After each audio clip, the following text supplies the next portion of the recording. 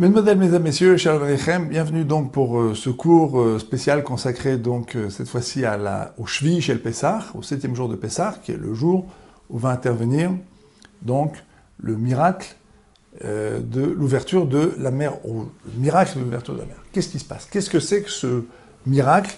Il y a plusieurs questions d'abord qui se posent au sujet de ce miracle. Vous savez que les 10 plaies d'Égypte, les 10 plaies, les Aseret Makot, ce qu'on appelle les Aseret Makot, était déjà en elle-même, en quelque sorte, la révélation de la toute-puissance d'Hachem sur la création.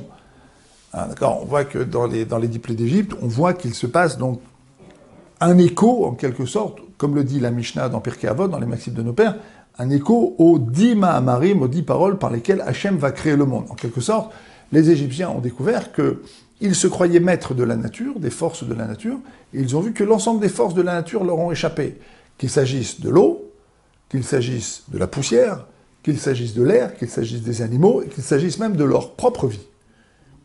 Rien n'était sous leur contrôle. Il y avait donc une force supérieure capable de supplanter l'ensemble de leurs forces, l'ensemble des forces auxquelles ils croyaient. D'accord? Eux, ils étaient noyés dans la Avodazara, dans l'idolâtrie, ils croyaient dans un certain nombre de forces, aucune de ces forces, donc, n'avait de poids face à cette force supérieure qui s'appelle Dieu, et dont Moshe Rabbeinu, dont Moïse est venu leur parler, et qui va mettre à plat l'Égypte. Alors, qu'est-ce que la sortie d'Égypte apporte de plus? Pardon, qu'est-ce que la traversée de la mer Rouge, le miracle de la traversée de la mer Rouge, va apporter de plus? Pourquoi il faut encore un miracle? Bon, ça, c'est le premier point. Et puis, alors, le deuxième point, évidemment, qui va avec cette question, c'est évidemment, pourquoi est-ce que les Bnei Israël n'ont pas chanté de Shira, ils n'ont pas chanté de cantique, au moment donc de la sortie d'Égypte elle-même? Pourquoi est-ce qu'ils ont attendu 7 jours pour chanter une shira, un cantique? Alors, pour répondre à ces deux questions, il faut d'abord comprendre une chose, c'est que, en fait, tant que les Bnei Israël n'avaient pas franchi l'étape de la mer Rouge, ils n'étaient pas complètement nigalim, délivrés. Alors là, j'ai expliqué par ailleurs que le mot Géoula, il fait toujours référence donc à la délivrance. Géoula, Asher Gaal Israël, Hachem a délivré Israël, mais le mot Gaal fait toujours référence à une délivrance de type spirituel. Dans le mot Gaal, on retrouve les lettres Gimel Lamed. Gimel Lamed, elles font référence au mot Gal, dévoilement. Mais ce qui est intéressant, c'est qu'au centre de ce dévoilement se trouve le Aleph, dans la racine du mot Gaal. Le Aleph, c'est une lettre qui exprime l'unicité d'Hachem. Elle est écrite dans tout Sefer Torah, dans tout rouleau de la Torah, on la verra toujours écrite avec un Vav en travers et 2 Yud. Un Yud à l'endroit, un Yud à l'envers. La valeur numérique de ce petit assemblage, 2 Yud ça fait 10, et Vav ça fait 10, ça fait 26. 26, c'est la valeur numérique du nom d'Hachem, Yud Kevavke.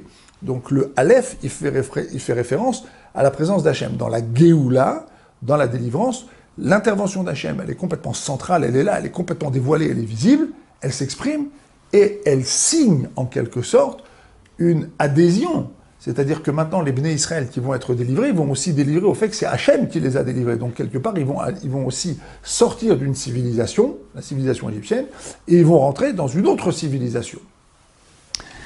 Alors, ça, c'est le premier élément. D'accord? Comme on le dit dans la Tfila tous les matins, on dit « Shira Chadasha, Shibechu Geulim et Shimcha al Sfat Hayam ». D'accord? Dans les brachot, dans les bénédictions du Kriyat Shema, on dit que les Bnei Israël, Shira Chadasha, ils ont chanté un nouveau cantique. Shibechu Geulim, l'ont chanté en récitant des louanges. Geulim, c'est des gens qui étaient libérés sur le plan spirituel. Les Shimcha al-Sfatayam, ils l'ont chanté al-Sfatayam, sur le bord de la mer. Là-bas, ça s'est passé. Alors, qu'est-ce qui s'est passé sur la mer Rouge? D'accord? On appelle la mer Rouge, enfin, sur cette mer, en tout cas, donc, qui s'est fendue, qui fait que les Bnei Israël sont devenus définitivement des Geulim, c'est-à-dire des gens libérés sur le plan spirituel.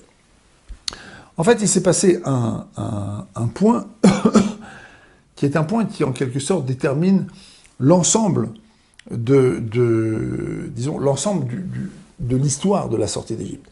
Dans l'histoire de la sortie d'Égypte, on assiste à l'effondrement d'une civilisation. Très bien. On assiste donc à la destruction de l'Égypte. Parfait.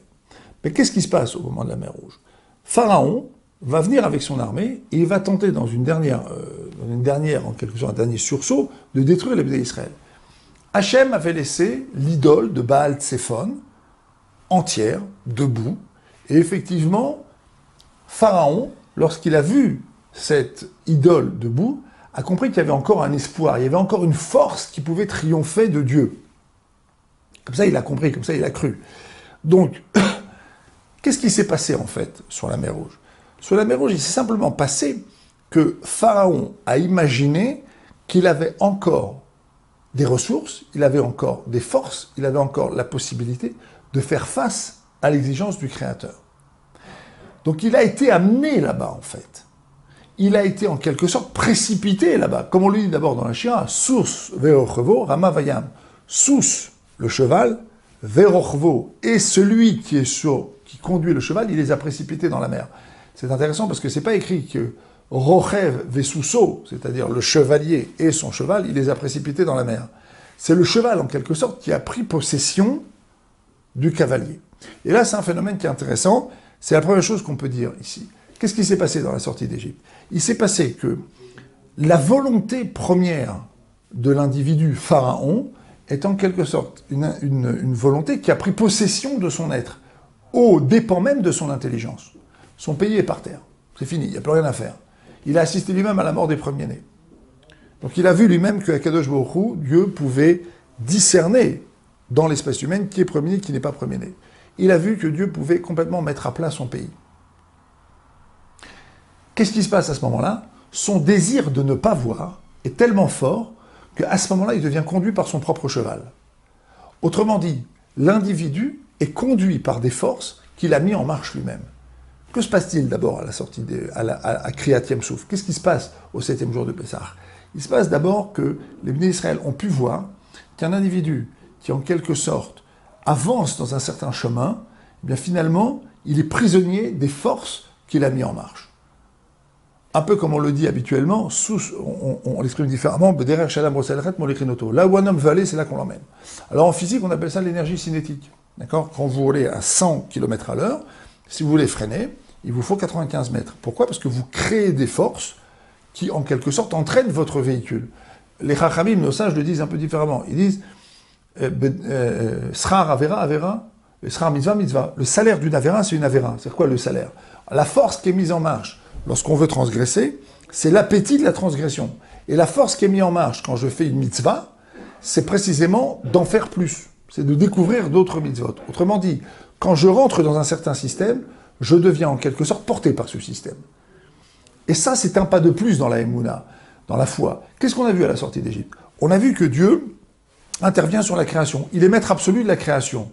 Qu'est-ce qu'on voit dans la mer Rouge, dans la mer qui se fend? On voit une armée arriver en quelque sorte portée par les forces qu'elle a mis en marche. C'est-à-dire que l'individu n'est plus maître de lui-même. Il y a un stade où l'individu n'est plus maître de lui-même. Et ça, c'est quelque chose qui est un enseignement même pour nous. Dans la Parashat Toldot, on le dit un peu différemment. On dit, bon, il y a 6 membres que l'homme qui animent en quelque sorte la vie de l'homme. Il y a les yeux, il y a les oreilles, il y a le nez, et puis il y a la bouche, il y a les mains et il y a les pieds. Alors la bouche, les mains et les pieds, il peut les contrôler. Je contrôle mes mains, je contrôle mes pieds, je contrôle ma bouche. Par contre, mes yeux, il m'arrive de voir des choses que je n'ai pas envie de voir, ou de sentir des choses que je n'ai pas envie de sentir, ou d'entendre des choses que je n'aurais pas voulu entendre. Alors le Midrash dit dans Parashat Toldot que lorsque l'homme devient tzaddik, lorsqu'il devient juste, lorsqu'il est zoré, c'est-à-dire qu'il s'est suffisamment travaillé, qu'est-ce qui se passe? Moi, j'aurais dit personnellement qu'il est en position de Z, il contrôle tout. Et le Midrash dit, bien non, il contrôle plus rien. Il contrôle plus rien. David Ameller, il voulait aller au palais quand il sortait le matin, il se retrouvait au Beth Midrash. Avraham Avinu, on lui disait du Lashon Hara, il n'était pas capable de l'entendre. Yitzhak a voulu dire un certain nombre de choses quand il a su que la bracha avait été prise par Yaakov et qu'ensuite Esav s'est tenu devant lui, et il a dit, malgré lui, Gam Baruch Yeh, Hachem lui a en quelque sorte fait dire que sa volonté profonde voulait qu'il dise. Yaakov aura la bénédiction. Autrement dit, en vérité, il y a un degré d'engouement, un degré de participation à un système qu'on a lancé, qui fait qu'en quelque sorte, on est porté par ce système. Et c'est ce que les Bnei Israël ont vu sur la mer Rouge. Pharaon, c'est un homme qui avait laissé sortir les Bnei Israël. Il est venu, il leur a dit sortez. Et en quelque sorte, il a été rattrapé par cette idée que c'était lui le Dieu, c'était lui le maître du monde, c'était lui qui contrôlait tout. Et donc, en quelque sorte, il s'est retrouvé porté par cette idée, par son propre cheval. Son armée s'est portée par ses propres chevaux. Ce sont les chevaux qui ont pris possession, en quelque sorte, des Égyptiens eux-mêmes. Alors le cheval, c'est intéressant parce que dans le langage de nos chachamim, dans le langage de nos sages, le cheval, c'est toujours une allusion à la force, à la puissance. Par exemple, dans le Midrash, dans Kohelet, c'est marqué que lorsqu'un homme a 20 ans, eh ben, il a le choix. Il peut soit se comporter comme un homme de Torah, soit comme un cheval, pour aller chercher une jument, ou comme une jument s'il veut chercher un cheval. D'accord? C'est-à-dire qu'il peut être complètement victime, en quelque sorte, des forces qu'il a à 20 ans. Soit il choisit de les dominer, soit il choisit d'être dominé par elles. Alors c'est ce qui s'est passé pour le roi Pharaon, en quelque sorte. Le cheval, c'est-à-dire ici, on parle de force instinctive, puissante, on parle de force débordante, c'est le symbole du cheval. Eh bien, elles ont complètement pris possession du Pharaon, et elles l'ont emmené où? À la mer. Elles l'ont emmené à la mer, elles l'ont emmené à sa propre destruction. Du point de vue mystique, c'est-à-dire un point de vue qui excède le Midrash lui-même, le Saraouma, l'ange de la nation égyptienne lui-même, est tombé. Lui-même, il est tombé. Alors, sur quoi il est tombé? Alors là, il y a quelque chose d'extraordinaire dans la mer Rouge, et là, c'est une chose sur laquelle il faut beaucoup réfléchir. Qu'est-ce qui s'est passé? Vous savez qu'il y a un Midrash très célèbre qui dit « Allélu Ovde Avodazara, Allélu Ovde Azara ». C'est l'ange égyptien qui parle. Il va devant le trône céleste, et il dit, je crois en bas, là, dans la mer, là maintenant, il n'y a que des idolâtres. Les Bnei Israël sont des idolâtres, et les Égyptiens sont des idolâtres. Alors pourquoi tu vas sauver les Juifs et tu ne vas pas sauver les Égyptiens? Là, c'est la question du Midrash qu'elle est rapportée. Et là, il y a quelque chose d'absolument extraordinaire. Qu'est-ce que ça signifie que l'ange de l'Égypte, c'est l'ange tutélaire, c'est la force spirituelle. En vérité, c'est ce que exprime la civilisation égyptienne. Finalement, tout le monde est plié à notre civilisation. C'est un peu ce qu'exprime ce Midrash. L'Égypte, elle était pas seulement la puissance dominante du point de vue militaire, économique, c'est une puissance culturelle, c'est une puissance de civilisation. Tout le monde est idolâtre. Même ces Bnei Israël qui sortent, ils sont idolâtres. Ils ont gardé un vêtement, ils ont gardé une langue, mais ils sont imprégnés de notre idéologie. Bon, ils ont fait le sacrifice de Pessah, ils ont montré qu'ils étaient capables de sacrifier notre Dieu, mais ils ne se sont pas défaits de cette idolâtrie. Ils ont tendance à l'idolâtrie, à leur imprégner. Ils ont derrière eux 200 ans de fréquentation de l'idolâtrie. Alors pourquoi tu vas sauver les Juifs et tu ne vas pas sauver les Égyptiens? Fondamentalement, c'est tes créatures. Peut-être qu'elles sont toutes dans l'erreur, ok, mais en attendant, elles sont toutes dans la même erreur, à des niveaux différents, mais elles sont toutes dans la même erreur. Alors là, pour essayer de comprendre ce phénomène, il faut regarder les psukim. Il y a un pasuk dans lequel c'est marqué « Vayu bnei Israël betor chayam, bayabasha, va'amaim lahem choma miminam ou mismola ». Il y a un premier pasuk qui relate ce qui s'est passé au moment donc de la sortie d'Égypte et qui dit « Les bnei Israël sont venus betor chayam, dans la mer, bayabasha, quand elle était sec, donc ils sont venus dans la mer, va'amaim lahem choma ». Donc ils sont d'abord venus dans la mer, bayabasha, ensuite le pasuk dit « au moment où elle était sèche ». Et ceux-là, eh bien, ils avaient l'eau qui était une choma, qui était une muraille. Et il y a un autre pasuk qui est marqué plus loin qui dit « Ubnei Israël alchou bayabasha betor chayam ». Il inverse les choses. Les Bnei Israël sont venus bayabasha, ils sont venus quand elle était sèche, betor chayam, dans la mer, et là, va'amaim maim ala aya choma, ils étaient donc les eaux formaient une muraille, mais alors, droite et gauche, mais choma sans vave. Alors là, c'est bizarre. Qu'est-ce qui se passe? En fait, il y avait deux catégories de juifs qui sont rentrés dans la mer. Il y a ceux qui sont rentrés betor chayam. C'est-à-dire que ceux-là, quand on leur a dit « allez-y », ceux-là se sont bagarrés. Le Midrash dit d'ailleurs que la tribu de Binyamin et la tribu d'Yehuda ont commencé à se lancer des pierres les uns sur les autres. Donc, qui sont les premiers qui vont sauter dans l'eau? Yehuda, ils ont dit « c'est nous », Binyamin, ils ont dit « c'est nous ». Ils ont commencé à se lancer des pierres. Le Midrash raconte à ce sujet donc l'histoire du roi qui dit « écoutez, du père », qui demande pardon à ses deux enfants de les réveiller, et au moment où le plus jeune vient pour taper à la porte du père pour le réveiller, il trouve le plus grand, ils commencent à se bagarrer tous les deux, et le père sort et dit « écoutez, calmez-vous, je sais que vous vous bagarrez pour mon honneur, tous les deux vous aurez des récompenses ». Effectivement, le Midrash nous enseigne qu'une des raisons pour lesquelles la tribu de Binyamin a mérité d'avoir sur son territoire le Beth Amikdash, c'est parce qu'au moment de la mer Rouge, ils ont été les premiers à sauter dans l'eau. La tribu de Yehuda également a eu la royauté. Une des raisons pour lesquelles ils ont eu la royauté, c'est parce qu'ils se sont aussi battus pour être les premiers, pour affirmer leur émouna. Il faut sauter dans l'eau. Et bien on saute dans l'eau. Et effectivement, ceux-là sont venus, comme le pasuk nous dit, betor chayam. Et effectivement, plus tard, lorsqu'ils ont nagé, lorsqu'ils se sont engagés, et que donc le miracle a pu s'opérer par le mérite de leur émouna, de leur foi, alors à ce moment-là, Bayabasha, la mer est devenue sèche. Pour eux, l'eau, elle formait une choma. Elle formait une muraille avec un vave. Par contre, il y avait une deuxième catégorie. Cette deuxième catégorie, ceux-là sont venus, Bayabasha, ils sont venus quand la mer était sèche. Une fois que, en quelque sorte, le chemin avait été tracé. Alors ça, ils sont venus quand la mer était sèche, Betor Hayam, effectivement, dans la mer. Et cela, effectivement, eh bien, les eaux formaient une choma, mais une choma sans vave. Ce qui fait que le Midrash dit choma, on peut aussi le lire bechema. Chema, ça veut dire avec une colère. Qu'est-ce que ça vient nous enseigner? Ceux-là, en quelque sorte, ont bénéficié d'un miracle, mais en même temps, il y avait la colère. Alors, le Mefarshim, les commentateurs, disent la chose suivante. Ils disent, à chaque fois qu'un homme bénéficie d'un miracle, alors qu'il n'a pas le niveau spirituel de bénéficier de ce miracle, il est en danger. Il est doublement en danger. D'abord parce qu'en vérité, il était accusé. Mais on a choisi de faire, en quelque sorte, en faveur de cet individu, un acte de chesed immense, qu'il ne méritait pas. Mais même ensuite, par la suite, étant donné qu'on a fait un acte de chesed, un acte de bonté pour lui absolument considérable, eh bien, il faut que cet individu comprenne qu'il est en danger. Parce qu'en quelque sorte, on lui a mangé des mérites. C'est un peu comme si vous voulez, son compte de mérite avait baissé, peut-être même passé en débit, en quelque sorte, pour imaginer les choses. Ce qui signifie la chose suivante. Au moment de la sortie d'Égypte, il s'est passé un phénomène qui est un phénomène qui est, cette fois-ci, structurant pour les générations futures. Il y a deux sortes d'individus dans l'histoire du peuple juif. Il y a ceux qui fabriquent les miracles. Autrement dit, ceux qui vivent dans une dimension qui est une dimension miraculeuse. Ils vivent au-dessus des lois de la réalité. Pourquoi sauter dans l'eau et espérer un miracle?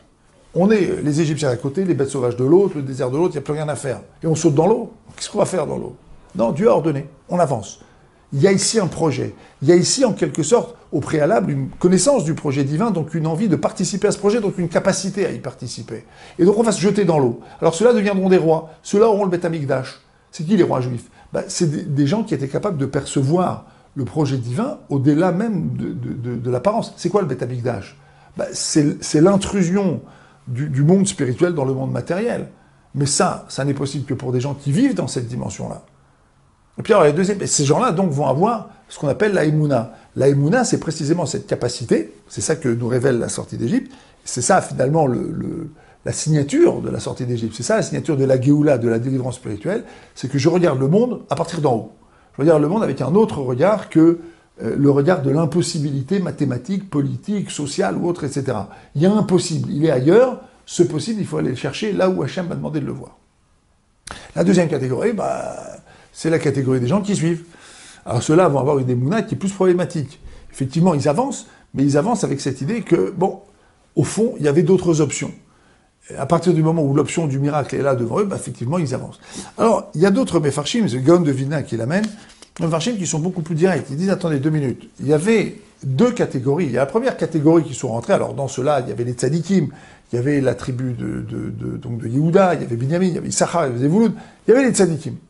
Mais dans la deuxième partie, quand les Bnei Israël ont commencé à sortir de la mer, il y en a d'autres qui étaient encore dans la mer. Qui c'était ceux-là? Ceux-là, il y avait la tribu de Dan. Et alors, s'il y avait Dan? Dan, ils avaient, au milieu donc, de la tribu de Dan, un homme qui s'appelait Micha. Qui c'est Micha? Ah, c'est un gros problème. Micha, c'est un homme qui a traversé la mer Rouge avec une idole dans la poche.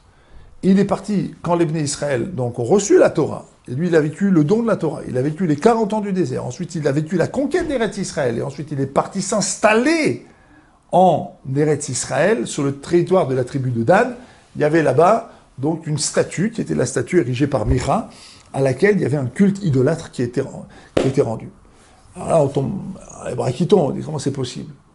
Micha, c'était un enfant qui avait été sauvé par Moshe Rabbeinu. Vous savez que Moshe, à un moment donné, il va prier Hachem, il va dire, pourquoi tu prends les enfants? Hachem, il dit, bon, vas-y, va en sauver un. Moshe Rabbeinu, il ne pose pas de mauvaise question. Moshe Rabbeinu, il a l'amour du peuple juif. Il ne veut pas comprendre, il veut défendre. Alors Hachem lui dit, tu n'as qu'à en sauver un. Et il va en sauver un. Qui c'est cet enfant? C'est Micha.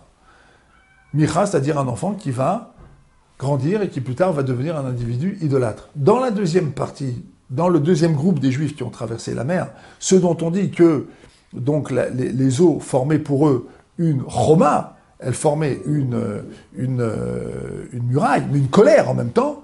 Pourquoi? Parce que dans ce groupe, il y avait des gens qui vivaient un miracle, qui adhéraient à ce miracle, et qui en même temps avaient une statue idolâtre. D'assurance, en quelque sorte, si vous voulez. D'accord? Alors ça, c'est très étonnant. Effectivement, ça justifie ici un problème. Quel est le problème fondamental qui est posé ici? Le problème, il est le suivant. C'est que dans un événement, qui est un événement de manière tout à fait visible, qui est pas seulement une intrusion, mais simplement une révélation de la toute-puissance d'Hachem sur sa création et sur la pensée des hommes, comme on l'a dit, il y a encore un groupe d'individus qui pensent qu'il existe d'autres options.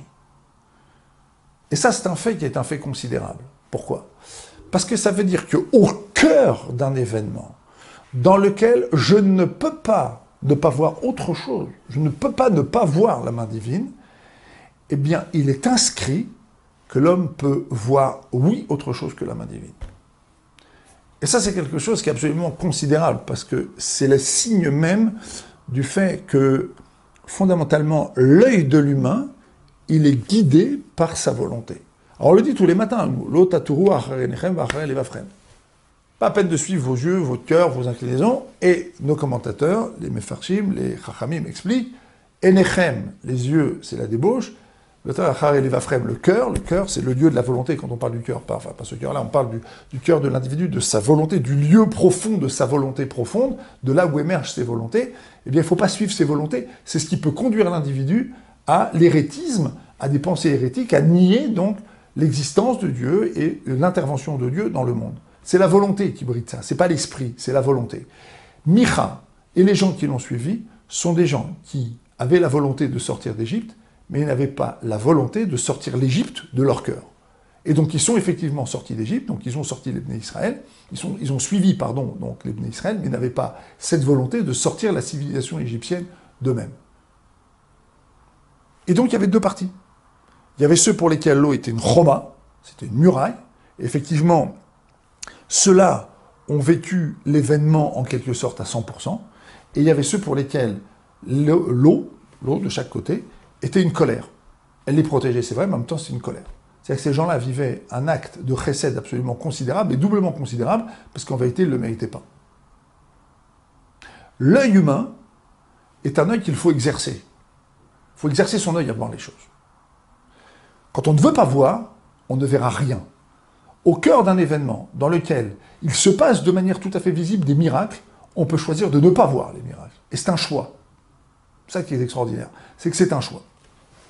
Alors là, ici, c'est un événement aussi qui marque les choses, d'accord? Qu'est-ce que c'est finalement Kriyat Yam-Sous? C'est un événement dans lequel, finalement, du strict point de vue de la vérité absolue, on vient de nous dire, on dit, les anges ont parlé à Dieu. C'est-à-dire, les anges ont parlé à Dieu. En vérité, on nous dit, du point de vue de l'absolu, c'est ce qu'on est en train de dire, du point de vue de l'absolu, dans l'absolu, il y a un certain nombre de gens qui, effectivement, auraient dû subir le sort des Égyptiens. Maintenant, Hachem, lui, il a d'autres plans. Il intervient avec une mida qui s'appelle la mida de chesed, la mida de bonté, mais ce qui est extraordinaire, c'est que cette mida, elle est activée par qui? Par les tzadikim. Au niveau collectif, elle est activée par les tzadikim. C'est-à-dire qu'il a fallu des Yehuda, il a fallu des Nershon ben Aminadav, qui a sauté dans l'eau, il a fallu la tribu de Binyamin, il a fallu tous les tzadikim du peuple juif pour que ceux qui étaient derrière puissent aussi être sauvés. Et ça aussi, c'est un point qui est très intéressant. On voit que finalement, la délivrance et la survie du peuple juif, on la doit aux tzadikim. On la doit à ceux qui ont ce regard-là et qui finalement imprègnent la totalité, qui arrivent à imprégner donc la totalité du peuple juif. Et ça nous renvoie à notre responsabilité individuelle. Finalement, chacun d'entre nous a la responsabilité individuelle de s'imprégner de cette vision-là, de manière à ce qu'elle puisse rayonner en quelque sorte sur l'ensemble du peuple, et que chacun donc puisse bénéficier donc de finalement de ce chesed. Alors il y a un autre point également. Qu'est-ce que c'est finalement la traversée de la mer Rouge? Les Bnei Israël ont dit Zekeli ve'anveu. C'est mon Dieu, je veux lui ressembler. Ce pasouk, ce verset est très intéressant parce que on apprend plusieurs choses de ce pasouk. Bon, d'abord on apprend que quand on fait des mitzvot, on doit les faire, quand on accomplit des commandements, on doit toujours les accomplir de la manière la plus parfaite qui soit. C'est-à-dire, j'ai des tefilines, je prends des beaux tefilines, j'ai un loulav, j'ai une souka, je dois le faire je dois prendre un beau loulav, une belle souka, je dois utiliser des beaux ustensiles pour faire les mitzvot.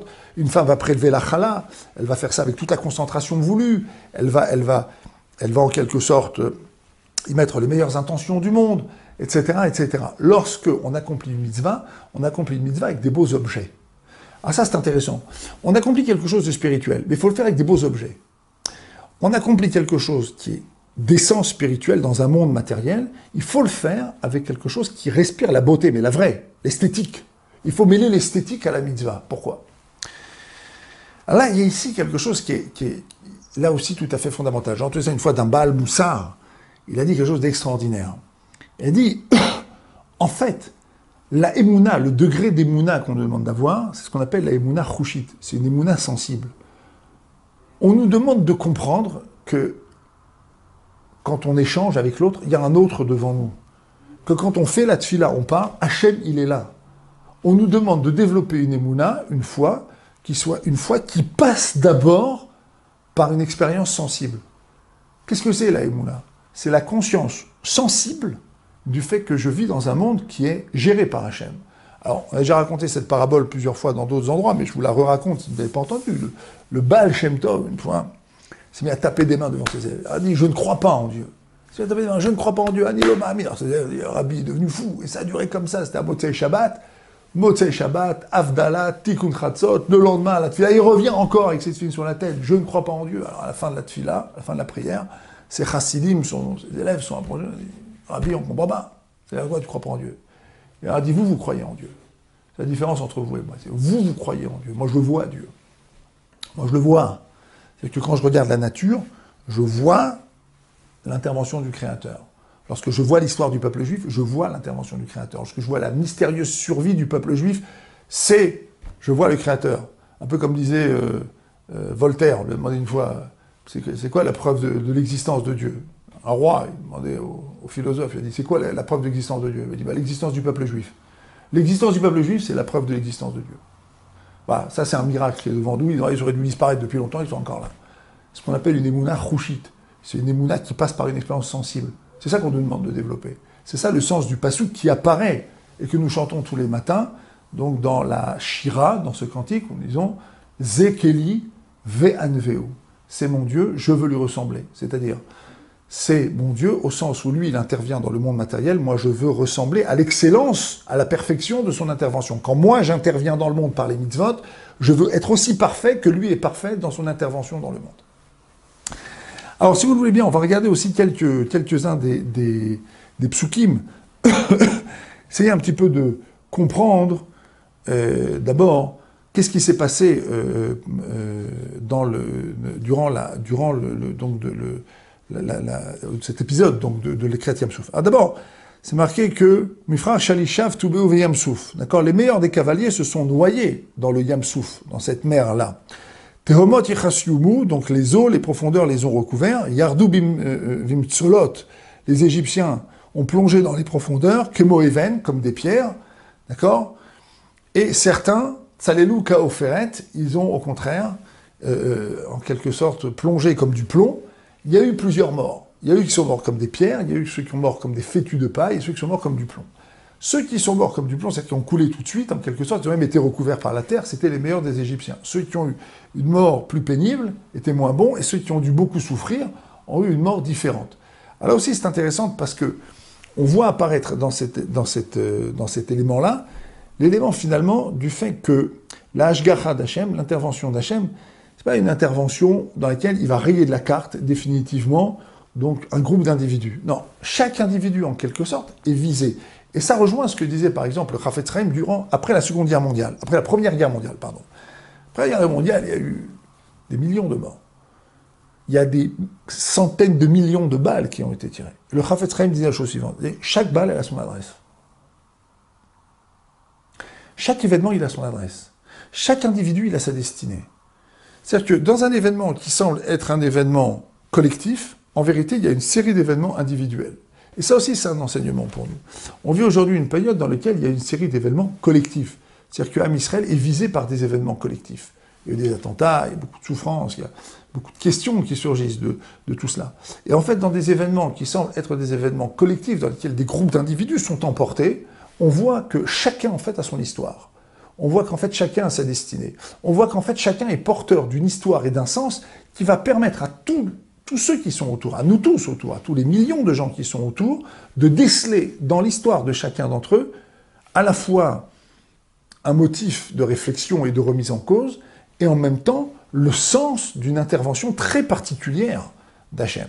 Et ça, c'est ce qu'on dit également donc dans ces psukim, dans ces versets, dans lesquels on signifie que chacun des Égyptiens a eu un traitement particulier. Alors, à l'inverse, pour les Bnei Israël, là, le traitement, il a été collectif. Alors, on a déjà expliqué pourquoi. c'est qu'en fait, les Bnei Israël ont vécu avec la sortie d'Égypte un maasé, un acte de chesed.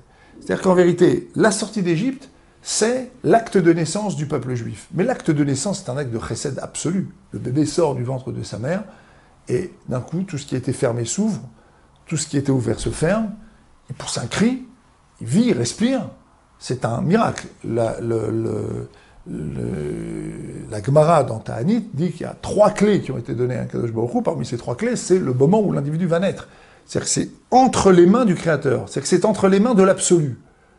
Le moment où l'individu naît, c'est un événement qui est entre les mains de l'absolu, entre les mains d'Hachem. Et ce qui se passe à ce moment-là, c'est le témoignage d'un pouvoir absolu du Créateur sur sa création.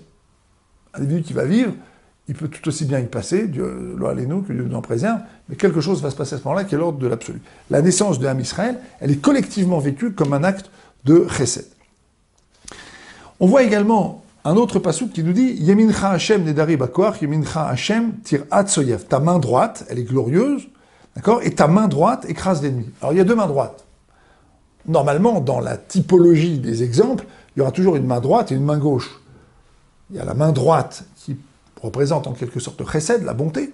Il y a la main gauche qui représente le din, qui représente la rigueur. Là, on voit 2 mains droites. Alors, qu'est-ce que ça veut dire? C'est-à-dire qu'en fait, les eaux donc, de la mer, elles sont retombées pour inonder les Égyptiens, d'accord? Alors que les Bnei Israël donc, n'avaient pas encore atteint la rive, d'accord? Et en fait, qu'est-ce qui s'est passé? Il s'est passé que, en même temps que Hachem donc, va sauver les infirmes, il va sauver toutes les femmes qui allaitaient, tous ceux qui ne pouvaient peut-être pas forcément marcher en rythme, mais qui ne pouvaient pas avancer aussi vite qu'il fallait avancer, en même temps, Hachem va précipiter les Égyptiens dans la mer, c'est-à-dire qu'il va sauver les Bnei Israël. Donc en fait, ces 2 mains-là, la main, quand on parle de la main d'Hachem, on parle d'une intervention d'Hachem sur la nature. Quand on parle de Etzba, c'est intéressant, parce que dans les plaies d'Égypte, on parlait les Égyptiens ont dit Etzba Elohim, ça c'est le doigt. Mais par contre, à la mer Rouge, on parle de Yad, on parle de l'intervention d'Hachem. Mincha, ta droite à toi, donc Hachem Nedari Bakoar, Mincha Hachem Tir'at Soyev, c'est ta droite. On parle ici d'un Yad, on parle ici de la main. En quelque sorte, l'intervention, elle est plus complète. L'intervention est plus forte, l'intervention est beaucoup plus visible cette fois-ci. C'est une intervention qui est à la fois collective et en même temps individuelle. Les 2 mains, en fait, sont des mains droites. Hachem, en fait, intervient à ce moment-là par la droite. Tous les actes qu'il va faire sont des actes de chesed. L'acte de chesed de sauver les Bnei Israël, mais l'acte de chesed d'anéantir les Égyptiens. Et là aussi, il y a un point qui est très intéressant. L'acte d'anéantir les Égyptiens, c'est un acte de chesed, un acte de bonté pour les Bnei Israël, parce qu'ils vont être sauvés. Mais pour les Égyptiens, c'est quoi? C'est un acte de din, c'est un acte dans lequel Akadosh Baruch Hu, Dieu dit « stop ». Il juge, et il met fin à quelque chose. Et là aussi, il y a un enseignement. Nous, on a tendance à penser que le din, l'exercice du din, c'est un din. C'est-à-dire, c'est fini. Akadosh Baruch Hu fait le din, il exerce le din, la rigueur, en fait, il n'exerce que la rigueur. Pas du tout. À chaque fois qu'Hachem exerce la rigueur, il exerce en même temps la bonté. Et à chaque fois qu'il exerce la bonté, il exerce en même temps le din. Il y a une intrication, en quelque sorte, du din, de la rigueur, et de la bonté. Voilà un exemple très simple. Dans les événements aussi dramatiques que ceux qu'on a vécus jusqu'à présent, effectivement, ceux qui sont partis, c'est le din. D'accord?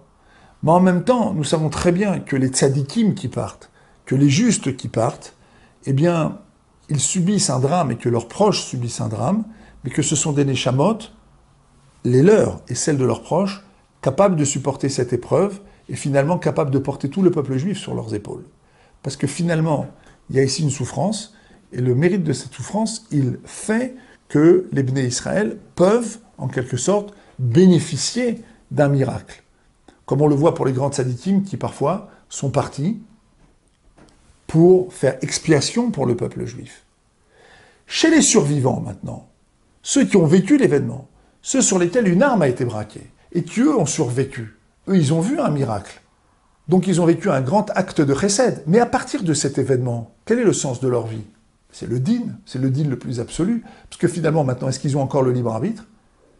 Ils ont vu le sauvetage, ils ont vu le miracle. Donc ils ont vu la main bienveillante du Créateur qui, eux, les a laissés en vie. Qu'est-ce qu'ils doivent faire à partir de maintenant? Témoigner. Mais ils doivent témoigner de quoi? Qu'il y a un Créateur, donc qu'il y a des mitzvot. Donc pour eux, la vie est devenue l'exercice du din, au sens où ils sont obligés de coller absolument à la vérité. Et ça, c'est très intéressant parce qu'on retrouve cet élément dans la sortie d'Égypte. Il y a une intrication de la rigueur du din et du chesed de la bonté. Pour les mêmes individus, eh bien, ces mêmes individus expriment ces deux choses-là. Ils expriment le chesed d'Hachem qui a sauvé le peuple juif, et ils expriment en même temps la rigueur qui s'abat sur eux parce qu'ils ont persécuté le peuple juif. En même temps, celui qui survit, il a un chesed, il a une bonté, mais en même temps, il ne peut pas maintenant ignorer qu'il y avait un Dieu. Il ne peut pas ignorer que Dieu lui demande quelque chose. Il ne peut pas ignorer qu'on exige quelque chose de lui. Autre idée qui est très intéressante qu'il faut développer, c'est que les Bnei Israël, lorsqu'ils se sont retrouvés donc au pied dans la mer Rouge, ils ont dit Mi chamocha nedar bakodesh, Mi kamocha ba'elim Hashem, qui est comme toi parmi les puissants. Alors c'est intéressant parce que Mi kamocha ba'elim, il faut le lire, la Gemara elle dit Mi kamocha be'ilem, qui est puissant comme toi parmi ceux qui font semblant d'être sourds, de rien entendre. En réalité, tu es là. Mi chamocha nedar bakodesh. D'accord? Alors, ce qui est intéressant, c'est que le Midrash rapporte que ces mots-là, ils ont été prononcés par tout le monde. Mi kamocha ba'elim Hashem, qui est comme toi parmi les puissants. Les Bnei Israël l'ont prononcé, mais également les nations du monde qui, à ce moment-là, ont rejeté leurs idoles, et également le roi Pharaon lui-même. Au début, il a dit mi kamocha, et après, quand il a pris l'eau, il a dit mi chamocha, mi kamocha. Et lui-même, il a exprimé ça. Alors, il y a ici une phrase aussi qui est une phrase universelle. Qu'est-ce que la Shira exprime? Qu'est-ce que cette Shira que nous chantons tous les matins exprime? Elle exprime ici une vision universelle. L'ensemble des nations du monde, Pharaon lui-même, les Égyptiens lui-même, les Juifs eux-mêmes, tout le monde va dire qui est comme toi. Pourquoi? Parce que l'individu, l'événement qu'on va vivre, c'est un événement qui est un arrêt sur image. Il y a des moments dans lesquels, finalement, l'intervention divine, elle est d'une telle prégnance que l'individu ne peut pas ne pas reconnaître ici qu'il y a une force, en quelque sorte, qui le supplante complètement, qui supplante toutes les autres forces. Ce que ça va déclencher chez lui, ce que ça va générer chez lui, c'est une autre affaire. Est-ce qu'il est réellement au niveau de ce qu'il voit? C'est encore une autre affaire. Vous savez que c'est marqué que la plus petite servante a vu sur la mer Rouge ce que le prophète Yécheskel, lui, n'avait pas vu. Il a eu des révélations grandioses. Et la plus petite servante a vu là-bas beaucoup plus que lui. Mais la plus petite servante, elle est restée une servante. Micha, dont on a parlé au début de ce cours, il est sorti avec une idole, il est resté avec son idole. Pourtant, il a vu. Lui aussi, il a dit Micha Mocha. Lui aussi, je peux vous le garantir, il a dit Micha Mocha, Mika Mocha, qui est comme toi. Qui est comme toi, mais ça ne l'a pas empêché de rester avec son idole. Ce qui signifie la chose suivante. Il y a un moment, en quelque sorte, où la prégnance de l'événement est tellement forte qu'elle fait taire tout. Même si, au fond, l'individu n'a pas la force de ce qu'il est en train de dire, il y a ici une imprégnation qui est une imprégnation beaucoup plus forte, en quelque sorte, que toutes les conceptions, que toutes les volontés. Et alors, qu'est-ce qu'on en tire de ça? On en tire quelque chose de très précis. C'est que il y a des rendez-vous. C'est-à-dire que chacun d'entre nous, dans sa vie, a des rendez-vous. Il a des rendez-vous avec une vision parfaite de la toute-puissance d'Hachem. Chacun d'entre nous, à un moment donné, peut voir, peut constater cela. Maintenant, ce qu'il va en faire dépend de son éducation. Il dépend de sa volonté. Il dépend de son choix. Mais il y a toujours des moments dans la vie d'un individu où il a la possibilité d'accéder à une vérité absolue. C'est-à-dire qu'il n'existe pas un juif au monde qui n'a pas la possibilité, à un moment donné dans sa vie, d'accéder à une vérité absolue. Quelle que soit la manière dont ça va se passer. Ça peut se passer avec une rencontre au fond du Tibet, avec quelqu'un avec un religieux qui vient et qui commence à lui parler de Dieu. Ça peut se passer avec la maladie, ça peut se passer avec un attentat, ça peut se passer avec une réussite, ça peut se passer en gagnant au loto, ça peut se passer, et puis ça peut se passer avec la mer Rouge. C'est-à-dire qu'il y a un moment où l'individu, il vit en quelque sorte une révélation qui est une révélation absolue. On va aller vers la fin avec votre permission. Il y a beaucoup de choses à dire sur la Shira. Vous savez qu'on la chante tous les matins et qu'on a l'obligation de la chanter Bessimcha. C'est même une grande ségoula pour la Parnassa, donc pour la réussite professionnelle et matérielle de l'individu. C'est une très très grande ségoula, c'est une très très grande, donc un geste important. Il faut la dire tous les matins avec beaucoup de simcha et imaginer soi-même qu'on est en train de traverser la mer Rouge. Il faut tous les matins revivre en quelque sorte la traversée de la mer Rouge. Alors, dernier point, les Bnei Israël donc n'ont pas voulu quitter la mer Rouge. Pourquoi? Il y avait deux types là encore de comportements. Et là encore, vous voyez, c'est très intéressant parce qu'il faut toujours expliquer cette notion finalement du libre arbitre. Finalement, on reste étonnamment libre. Après l'histoire de la mer Rouge, il y avait deux types d'individus. Vous savez que Hachem a fait une série de miracles extraordinaires. La mer a charrié en quelque sorte les corps des Égyptiens, les chevaux des Égyptiens, les chars des Égyptiens, et tout ça a été chargé de pierres précieuses, d'or, etc. Et les Bnei Israël se sont quadruplement enrichis à ce moment-là. Chacun a pris donc un butin. Le Midrash dit dans d'autres au sujet de la mer Rouge qu'il fallait 300 ânes à chacun pour porter la richesse qu'il avait réussi à amasser donc au moment de Kriyat Yam Souf, au moment où la mer a charrié donc les corps, les cadavres des Égyptiens et les chariots des Égyptiens. Ben, il y avait deux types d'individus. Il y avait ceux qui voulaient absolument pas lâcher cette bonne occasion, donc ils voulaient absolument tout ramasser. Et il y a les autres, ceux qui avaient vécu une expérience de révélation de la Shrina, la présence divine. Ceux-là, ils ne voulaient pas partir. La présence divine a été là. Ils ne voulaient plus lâcher ce niveau spirituel. Alors, Hachem va faire un miracle. Qu'est-ce qu'il va faire? Il va précipiter la présence divine à l'autre bout du désert pour leur expliquer que s'ils veulent la revoir, il faudra qu'ils se rendent ailleurs. Et c'est seulement à cette condition-là que ceux-là vont bouger. Qu'est-ce que ce Midrash vient de nous enseigner? C'est extraordinaire. Il y a deux manières de vivre un événement. Il y a deux manières de vivre un événement. Soit on est happé par l'esthétique de l'événement, par ce qu'il propose de sensationnel, soit on est happé par ce qui se cache derrière l'événement. C'est-à-dire la partie spirituelle de l'événement. Et c'est comme ça pour tout. Dans tous les phénomènes que nous vivons, il y a deux parties. Il y a la partie économique, politique, matérielle, journalistique. Il y a ce qui se propose à nous, il y a la chronique de l'événement. Et puis il y a l'intervention divine, il y a le projet divin, il y a la volonté qui se cache derrière, il y a qu'est-ce qu'il y a au-delà de ça. Le Rambam, Maïmonide, le dit un petit peu différemment. Il dit que, par exemple, lorsque Am Israël subit une xéra et subit un mauvais décret, alors tous les gens qui vont aller, qui vont imaginer que cet événement il est dû au kéri, il est dû finalement au hasard, finalement ils vont faire que la xéra, le décret sera encore plus terrible.